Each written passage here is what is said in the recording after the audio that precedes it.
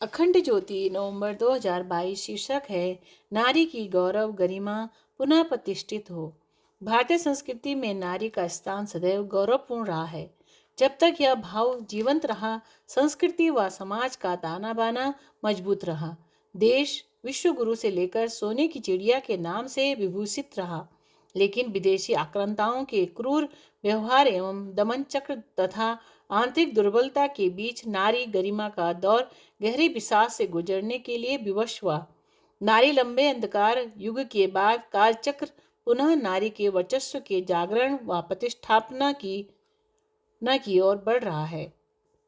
हालांकि यह अभी तमाम तरह की चुनौतियों के बीच संक्रमण काल से गुजर रहा है, लेकिन यह अपनी उस भवितव्यता की ओर बढ़ रहा है जहां युग ऋषि ने 21वीं सदी को नारी सदी उद्घोषित किया है। वेदों के अनुसार नारी विधाता की सर्वोत्तम परिकल्पना है और उसकी सृजन क्षमता के कारण उसे ब्रह्मा की संज्ञा दी गई है। ऋग्वेद में कहा गया है, हे विदुषी, तुम देवी पर सब जीवन आश्रित है क्योंकि तू सरस्वती रूपा है। यजुर्वेद में नारी को संबोधित करते हुए कहा गया है, हे स्त्री, तू स्तुति योग्य उत्तम वाणी युक्ता, रमणीय, पूजनीय, कमनीय, चंद्र के समान, आह्लादकारिणी, श्रेष्ठ, शील से प्रकाशमान अर्थात ज्योति के समान, अज्ञान अंधकार को अपने दिव्य गुणों के प्रकाश से दूर करने वाली, दीनता एवं हीनता के भावों से रहित, परंपरा से पूर्ण, विविध गुणों से प्रसिद्ध तथा विविध विद्याओं में प्रवीण है। साथ ही नारी को अधन्य अर्थात ताड़ना न करने योग्य एवं मही अर्थात पूजनीय कहा गया है।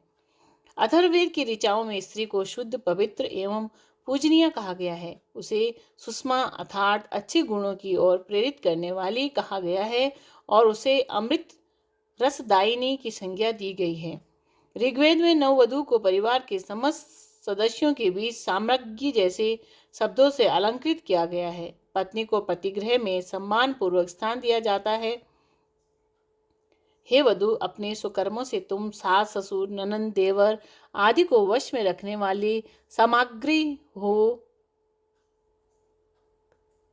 ये ऋग्वेद के अनुसार गृहस्थ बिना पत्नी के अकेला यज्ञ करने का अधिकारी नहीं है। अतः नारी पति की सहधर्मिणी, सहचरी एवं जीवन संगिनी है। कोई भी शुभ कार्य या अनुष्ठान बिना स्त्री के पूर्ण नहीं समझा जाता। यज्ञ में उसकी उपस्थिति अनिवार्य मानी जाती थी। इसीलिए अश्वमेध यज्ञ के अवसर पर भगवान राम को सीता माता की स्वर्ण मूर्ति अपने पास रखने पड़ी थी। वस्तुतः भारतीय संस्कृति में नारी प्रकृति की अनुपम भेंट, सद्गुणों से सुसज्जित ईश्वर की रचना है। अतः नारी को पुरुष के बराबर नहीं बल्कि उससे ऊंचा स्थान दिया गया है। परमात्मा की आराधना में सर्वप्रथम स्थान माता को ही दिया गया है, जैसे त्वमेव माता च पिता त्वमेव। तैत्तिरीय उपनिषद में भी माता पिता की देवता के समान पूजा की बात कही गई है, जिसमें माता का स्थान पहला है। माता देवो भव पितृ देवो भव। महाभारत के अनुशासन पर्व के अनुसार माता के समान दूसरा कोई गुरु नहीं है। शतपथ ब्राह्मण में माता को पहले गुरु के रूप में स्वीकार किया गया है। वशिष्ठ धर्म सूत्र के अनुसार उपाध्याय आचार्य से 10 गुना प्रतिष्ठा के योग्य होता है। आचार्य से पिता 100 गुना महान होता है, परंतु पिता से माता 1000 गुना अधिक श्रेष्ठ होती है। चाणक्य सूत्र भी इसकी पुष्टि करता है। गुरुनाम माता गरीयसी अर्थात सब गुरुओं में माता का स्थान सर्वोच्च है। माता की इतनी प्रतिष्ठा के कारण ही अथर्ववेद में पुत्र को उपदेश दिया गया है कि वह माता के संपर्क से प्रीति युक्त मन वाला बने। मनुस्मृति के अनुसार पुत्र को माता पिता दोनों की आज्ञाओं में से माता की आज्ञा को सहस्त्र गुना अधिक गौरव देना चाहिए। आदि शंकराचार्य ने अपनी श्रद्धेय जन्मदायिनी जननी को श्रद्धांजलि देते समय जो कहा था वह बहुत मार्मिक है एवं पठनीय है। उनके शब्दों में प्रसूति समय की अनिवार्य शूल व्यथा को रहने दे तो भी मेरे द्वारा दुग्धपान से माता के शरीर शोषण, वर्षों तक मेरे द्वारा मल मूत्र के कारण मल युक्त माता का बिस्तर, माता द्वारा गर्भ भार का वहन एवं उसका पोषण आदि अनेक ऋण मुझ पर हैं। जिन माता के इनमें से एक ऋण में से भी उऋण होने के लिए यह पुत्र असमर्थ है, उस माता को मेरा नमस्कार। आदि महाकाव्य रामायण के रचिता महाकवि वाल्मीकि के शब्दों में नारित्व की चरम परिणति मातृत्व के रूप में होती है। मनुष्य के चरित्र निर्माण की सूत्रधारिणी माता है, पिता नहीं।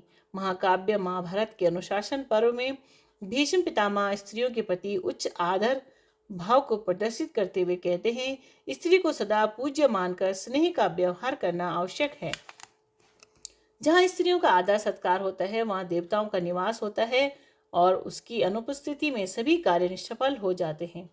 पत्नी के रूप में स्त्री पर महाभारत आदि पर्व के ये विचार पठनीय है। पत्नी अपने पति का आधा अंग मानी गई है। उसे संसार में सर्वश्रेष्ठ सखा मित्र स्वीकार किया गया है। वह त्रिवर्ग धर्म अर्थ और काम की मूल घोषित की गई है। दुख से पार जाने के लिए सहारा पत्नी ही है। पत्नी के साथ ही पति की विशेष रूप से शोभा और आनंद है। प्रिय बोलने वाली पत्नियां जनशून्य स्थान में मित्र का काम देती हैं। वही धार्मिक कार्यों में पिता के समान परामर्श देने वाली और दुखी व रोगी पुरुष की उसकी माता की तरह सेवा करने वाली होती है। वन में भी यात्री को विश्राम अपनी पत्नी से ही मिलता है। जिस पुरुष की पत्नी विद्यमान है, ऐसे पुरुष का प्रायः सब विश्वास करते हैं। अतः पत्नी एक बहुत बड़ा सहारा है। इसी तरह शांति पर्व में कहा गया है, पुरुष की प्रधान संपत्ति उसकी पत्नी ही है। जो पुरुष रोग से पीड़ित हो और बहुत दिनों से किसी विपत्ति में फंसा हो, उस पीड़ित मनुष्य के लिए भी स्त्री के समान दूसरा कोई औषधि नहीं है। संसार में स्त्री के समान कोई बंधु नहीं है, स्त्री के समान कोई आश्रय नहीं है और स्त्री के समान धर्म संग्रह में सहायक भी दूसरा नहीं है। सौभाग्यवती कल्याणी स्त्रियां गृह को प्रकाशित करने वाली हैं, अतः वे पूजा के योग्य हैं। स्त्रियां गृह लक्ष्मी बताई गई हैं। इस दृष्टि से वे विशेष रूप से रक्षा करने योग्य हैं। वे गृह का सौभाग्य एवं सौंदर्य होती है। अतः परिवार सौभाग्यशाली बने, उसके लिए स्त्रियों का आदर करना आवश्यक है। इस तरह स्पष्ट होता है कि प्राचीन काल में नारी का स्थान न केवल अत्यधिक ऊंचा रहा है, बल्कि उसका सम्मान एवं सत्कार भी सर्वाधिक रहा है। कहना अतिशयोक्ति नहीं होगी कि नारी महिमा का इतना सर्वोत्कृष्ट विवरण विश्व में अनंत दुर्लभ है। आश्चर्य नहीं कि उपनिषदों में सृष्टि की संपूर्ण रिक्तता की पूर्ति स्त्री से मानी गई है। नारियों के लिए प्रयुक्त इन विशेषणों से सुनिश्चित होता है कि प्राचीन काल में स्त्रियों की स्थिति अत्यंत उन्नत एवं महत्वपूर्ण थी और वे उस युग में असीम आदर की पात्र थीं। गार्गी, अपाला, घोषा, लोपामुद्रा, विश्ववारा, शाश्वती, सलभा जैसी विदुषी एवं ब्रह्मवादिनी नारियों की यह परंपरा मध्यकाल में मीमांसक मंडल मिश्र और आदि शंकराचार्य के बीच शास्त्रार्थ के दौरान अपने भव्यतम रूप में प्रकट होती है। जब मंडन मिश्र की पत्नी भारतीय शास्त्रार्थ की मध्यस्थता करती हैं और पति के हारने पर आदि शंकराचार्य को चुनौती देती है।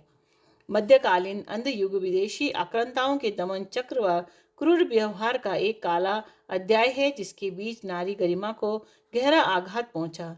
इसमें राजपूत नारियों द्वारा इस्लामी आक्रमणकारियों से अपने पतिव्रत धर्म तथा सतीत्व की रक्षा हेतु प्रखर ज्वाला में आत्मा आहुति अर्थात जौहर तक का चलन चला था। इसके साथ ही तमाम तरह की कुरीतियां भी पनपी, जिन्होंने नारी की गरिमा को तिरोहित किया है। इसके उपरांत अंग्रेजी शिक्षा व अपसंस्कृति के प्रभाव में नारी के प्रति गौरवमयी भाव का और भी क्षरण हुआ। हालांकि 20वीं सदी में पुनः नारी चेतना के जागरण का दौर प्रारंभ हुआ, जो 21वीं सदी में नए मुकाम की ओर अग्रसर है, लेकिन अभी भी बहुत कार्य शेष है।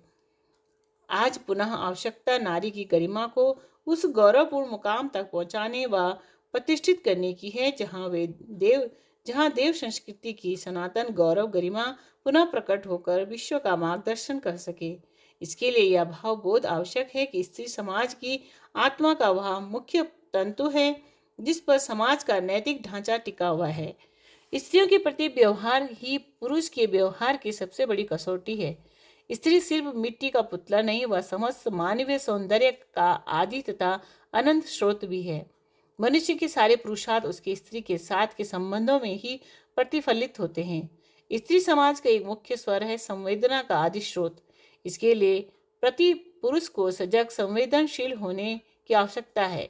इसके लिए जहाँ नारियों को स्वयं शिक्षित सुसंस्कृत होने का सचेष्ट प्रयास करना है, जिससे कि परिवार में श्रेष्ठ संस्कारों का बीजारोपण हो सके, तो वहीं पुरुषों का भी दायित्व बनता है कि वे नारी को सही दृष्टि से देखें, उसके प्रति अपने अंतःकरण में आदर एवं श्रद्धा का भाव जगाएं और उसके दैवी तत्व को जगाने में सहायक बने। तभी मनुस्मृति की वह उक्ति चरितार्थ होगी जिसमें कहा गया है, यत्र नार्यस्तु पूज्यन्ते रमते तत्र देवताः। इसी के साथ नारी की गौरव गरिमा अपनी दिगंत व्यापी आभा के साथ पुनः युग को आलोकित कर सकेगी। शिक्षाप्रद प्रसंग। राजा अश्वघोष की ख्याति बहुत थी। उनके बारे में प्रसिद्ध था कि वे विद्वता को तुरंत पहचान लेते हैं और विद्वानों का यथोचित सम्मान भी करते हैं। उनकी ख्याति सुनकर काशी के दो पंडित उनके दरबार में पहुंचे। वहां पहुंचकर दोनों ने अहंकार से लिप्त भाषा में अपनी अपनी प्रशंसा करनी प्रारंभ की। दोनों की आडंबरपूर्ण भाषा एवं मिथ्या अहंकार से राजा अश्वघोष का मन बड़ा क्षुब्ध हुआ। उन्होंने दोनों की परीक्षा लेने की सोची। राजा ने दोनों पंडितों को एकांत में एक एक करके बुलाया और उनसे अपने साथी पंडित का परिचय पूछा। पहले पंडित ने दूसरे के बारे में बोला, अरे वो तो निरा गधा है, उसे तो शास्त्रों का जरा भी ज्ञान नहीं है। दूसरा पंडित बोला, महाराज मेरे साथी के बारे में आपको क्या बताऊं, वो तो एक सिरफिरा बैल है। जब उन पंडितों के जाने का समय आया तो राजा ने एक को उपहार में भूसा और दूसरे को चारा दिया। यह देखकर दोनों क्रोध से आग बबूला हो गए और बोले, ये क्या महाराज, हमने तो आपकी बड़ी प्रशंसा सुनी थी कि आप बड़े ज्ञानी व्यक्ति हैं, पर आपने यह हमारा कैसा अपमान किया है। राजा अश्वघोष बोले, पंडित जी, इसमें मेरा कोई दोष नहीं है। यह उपहार तो उसी परिचय का परिणाम है जो आप विद्वज्जनों ने एक दूसरे का दिया। महाराज के कथन का अर्थ दोनों की समझ में आ चुका था। दोनों ने भविष्य में ऐसी गलती न दोहराने का वचन दिया और ज्ञान के मूल भाव को जीवन में उतारने का संकल्प लिया। तब राजा ने दोनों को ससम्मान विदा किया। राधे कृष्ण।